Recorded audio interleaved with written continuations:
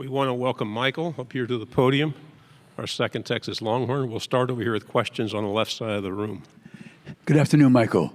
Good afternoon. AP Stedham, AP as we see it. Michael, what's the biggest challenge for the Texas secondary this year, and what are the differences you noticed between the two leagues? Yeah, great question. The first answer, how are we going to handle success? So we obviously had a lot of success. We had the Thorpe Award winner in our back end. We had a second-round draft pick in our back end. Then we had a couple guys returning. So how are we going to handle success? And are we going to be complacent with that success, or are we going to raise the bar and raise the standard? And what I'm always trying to do is I'm trying to raise the standard and understand that there's a bar, and we got to reset that every single year to keep chasing greatness. Because at the end of the day, if you want your name to be remembered, you got to keep going and keep doing more. And remind me your second question. Oh, the leagues. The second question is, it's different, right? It's a lot different. There's different speeds, there's different atmospheres, there's different weather. But I know in the SEC, what I can tell you about the SEC is you have to be physically prepared every single game. Your body has to be prepared every single game, and there's no game where you can take it lightly. Right side, fourth row. Alex Byington on three. Michael, Stark has said a few times this offseason how Arch is taking on more leadership responsibilities, kind of taking that role by the horns, so to speak. Yeah. Just how have you seen that, and is there an example where you came away maybe impressed of where he's making those strides? Yeah, Arch is obviously one of my best friends. I was his host when he was a recruit here on his OV, and ever since then we hit it off. And I think the one thing that I respected about him is he would look like an average Joe if you were walking across the halls, besides that he looks exactly like his uncles and his granddad.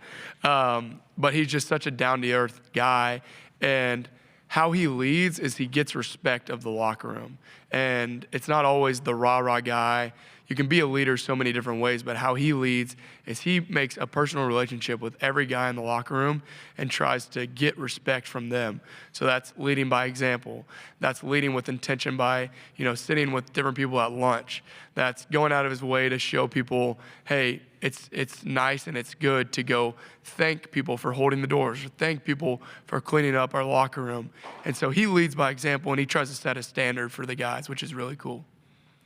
What's the most common question you get about him? I'm sure you get a ton of them. That is a great question. The most common question I get about Arch is, oh man, that's a good question. It's usually more generic. It's like, how's Arch looking? Is Arch the real deal? That's probably the biggest question I get about, is Arch Manning the real deal? And my answer always to that is just let his film do all the talking. Left side on the end.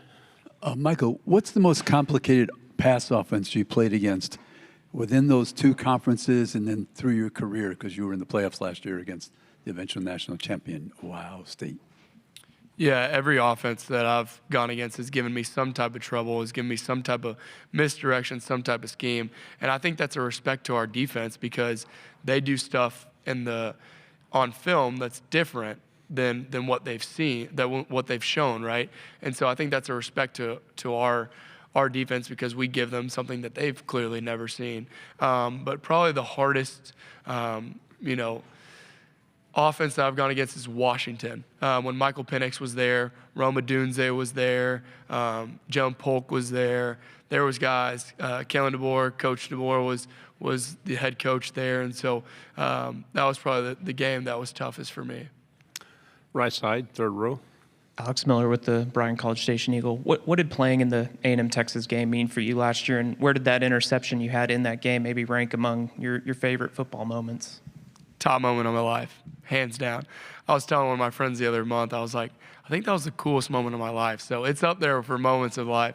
But I think it's so important to know that we had 13 years of no Texas versus Texas A&M rivalry. and then all of a sudden we get it back, and it's in College Station, it's at Kyle Field, and people argue that that's the best atmosphere in all of college football. And to believe that it wasn't rocking, you'd be a fool, because that place was, I saw like 5 fields when they were running out of the tunnel. Like, it was shaking, it was loud, it was crazy. And it's so good for the great state of Texas. It's so good for college football, because in Austin, there's no pro team. So we are the pro team. The Texas Longhorns are the professional team.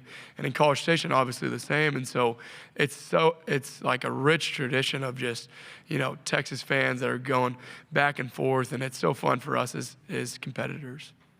Fourth row, in the middle. Tyler Shaw with KBTX in College Station. Kind of piggybacking off that, you said it was the best, moment in your life. How much are you looking forward to this year, that game, being in Austin? Yeah, for sure, because I know that they got a taste of being able to, scream for their fans. So the proud and few, the brave Longhorns that went to that stadium, I don't know how they did it, but I'm happy for them that they get to get a sea of burnt orange this next time that we go around. And it's such a fun game. It brings out so much competitive nature out of you. It brings out so much rich tradition and history and rivalry. And that's what college football is all about, is those rivalry games like Texas versus Texas A&M. And Marcel Reed, heck of a player. The guys that they've got on offense, heck of players. So I'm excited. And then, do you mind explaining a little bit about your tie? And just Yeah, kind of for what it sure. means? So my tie, the Texas floods happened this past week, and Camp Mystic is a girls' church camp that was impacted pretty seriously. And so all these initials are all the victims at Camp Mystic that lost their lives in the tragic flooding this past weekend. So it's all the daughters, the 8-year-old girls that passed away in the cabins, and then their 2 counselors who gave their lives being heroes trying to save those daughters and those girls, and then the campus, or the camp director who went back into the floods to try to save those girls' lives. So I wanted to remember those victims, because they deserve a light like this. What they did, they should be heroes. They should be remembered. Right side, fourth row. This is going to be a difficult transition. But you mentioned your relationship with Arch, and a lot has been made about your friendship with Cade, growing up and things like it in high school and stuff. Yeah. So those are 2 of the top Heisman favorites going into the season. I'm not asking you to make a pick if you had a vote, but what do you make about their cases for that award this year? What are they going to have to do to maybe put one over on top of the other? Yeah, well, obviously this quarterback class is so talented this year. All the quarterbacks in the SEC are really talented alone, but bringing in guys like Cade Klubnik, it makes this roster, this class of quarterbacks so unique, so competitive, a lot of juice. But the similarities that Arch and Cade have is they know how to take over a team. And they know that the team embodies their personality. And so both of them walk on the field, and it's like, all right, it's game time every single time they step on the field. And that's why I respect, both of those guys, because they have that sense of competitiveness that it's like, all right, nobody can stop me. It's really inspiring. Left side, third row. Michael, you played against Ohio State last year, and Jeremiah Smith. What were your impressions of him, and how does he rank maybe in the athletes you've competed against? I can't even rank him yet because I got to play him again. But what he does on that football field, it doesn't seem like a real human's doing that, because he's just so unique. He's inspirational and all the talent, and he's still only 19 years old. And so it's going to be really fun going against him, because he's a freak of nature. I've watched a lot of his routes, almost all of them, dang near from last year, and seeing how he gets in and out of breaks, seeing how he runs full speed, seeing how he stacks DBs, and then obviously the best thing about him, and one of his attributes, is going up and getting the football. So you can put 3 DBs on him, but if you give it up in the air, he's going to go get it, which is really, really cool.